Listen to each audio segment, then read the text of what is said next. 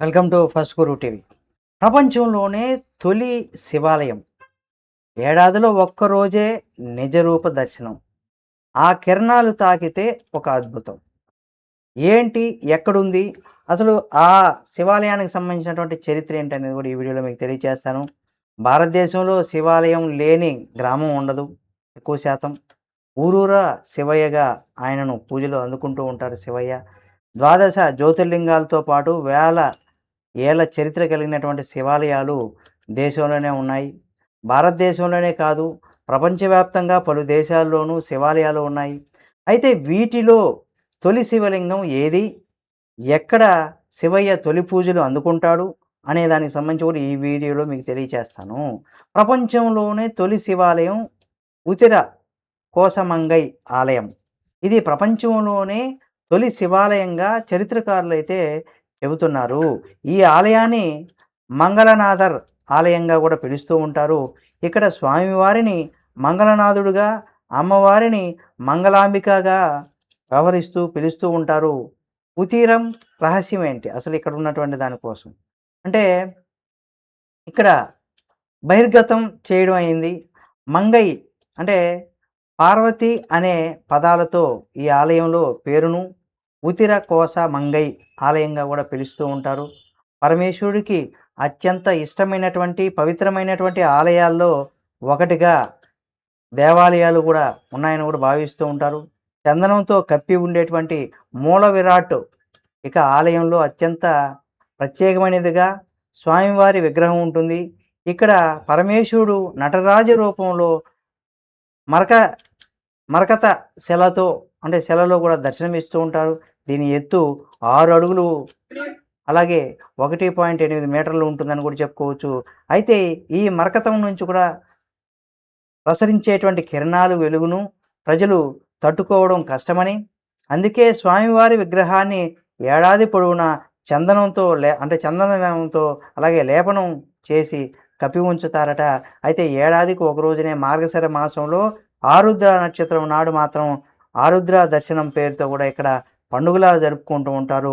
ఆ ఒక్కరోజు నిజ రూప దర్శనం ఆ రోజున మంగళనాథ స్వామి వారి విగ్రహానికి అభిషేకం పూజలతో కూడా నిర్వహించడంతో పాటు చందనాన్ని కూడా తొలగించి భక్తులకు నిజ రూప దర్శనం కూడా చేసుకునే అవకాశం కల్పిస్తారట.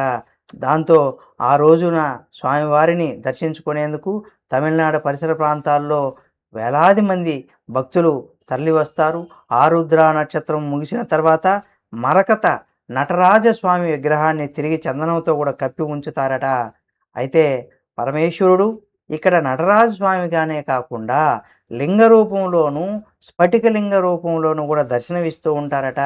అంటే నటరాజస్వామి అంటే నటరాజస్వామికి తప్పించి మిగిలిన 2 లింగాలను ప్రతిరోజు అభిషేకం, ఇతర పూజా కార్యక్రమాలు కూడా జరుగుతాయని చెప్తూ ఉంటారు.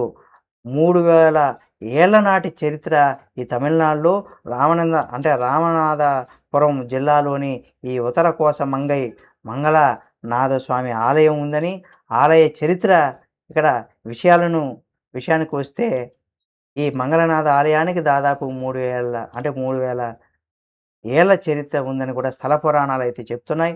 త్రేతాయుగంలో మండోదరి ఇక్కడ తపస్సు చేసి రావణాసుడికి రావణాసుని వివాహం చేసుకుందని కూడా చెబుతూ ఉంటారు.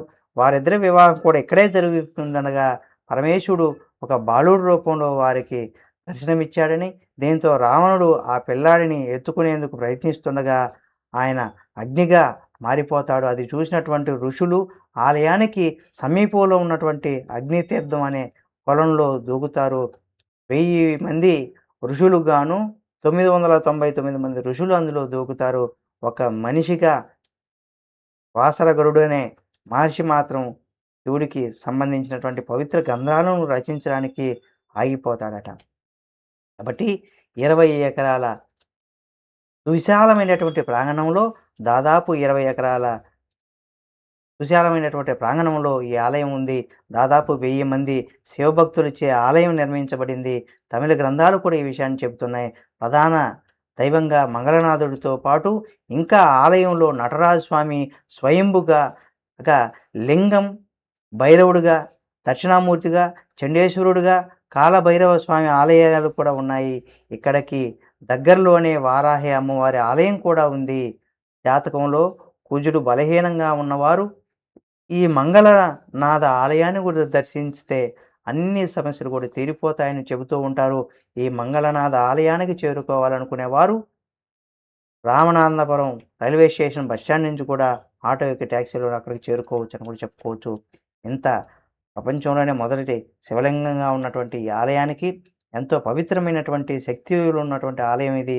తప్పనిసరిగా జీవితంలో ఒకసారైనా వీలున్నవారు దర్శించండి. ఇలాంటి మరిన్ని ఆధ్యాత్మికమైనటువంటి విషయాల కోసం మన first puri TV channel subscribe చేసుకొని పక్కనే ఉన్న బెల్ బటన్ నొక్కడం మాత్రం మర్చిపోకండి.